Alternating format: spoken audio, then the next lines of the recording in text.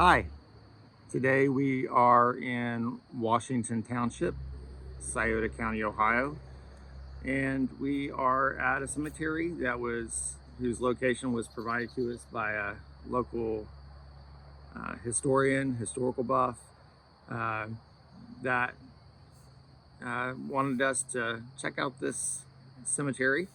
Uh, you'll see in a moment why it's so interesting. But we're going to start up here with our recent burials as we make our way through this cemetery off of US 52. We have the granite marker for Ralph W. Watts, who was born in 1912 and died in 1983. A headstone for Pauline Redmond Watts Preach, who was born September 7th, 1916 and died December 18th, 1993. Headstone for Bessie Bush Redmond, who was born in 1898 and died in 1984. And at her feet we have Kate Redmond Vernon, who was born September 30th, 1920 and died January 11th, 1990. Now we'll kind of go to the middle of the cemetery here, but I just want to pan across. You see an interesting mix of newer markers and then older markers.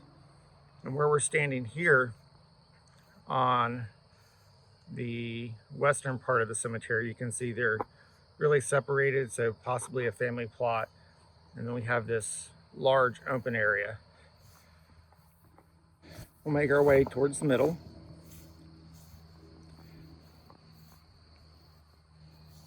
Here we have the grave of Bert A.T. Tolliver, who was born December 29th, 1926 and died September 6, 1997, beloved husband and father.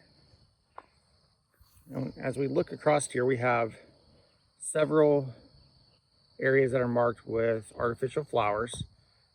This one here is a local brick that's been painted, but what's most interesting, aside from the flowers marking the graves, is you can see the difference in the ground. You know, you have where graves have been dug, and then also on days like today you can actually see the difference in the grass.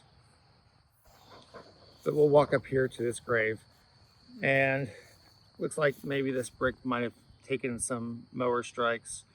We can make out the name Edward, and it looks like birth date 5/16/58 and then died January 3rd. That looks like maybe 1969.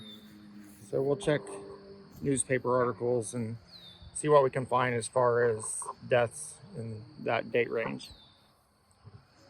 So careful not to step into any of the graves here, because some of them are a little bit sunken in.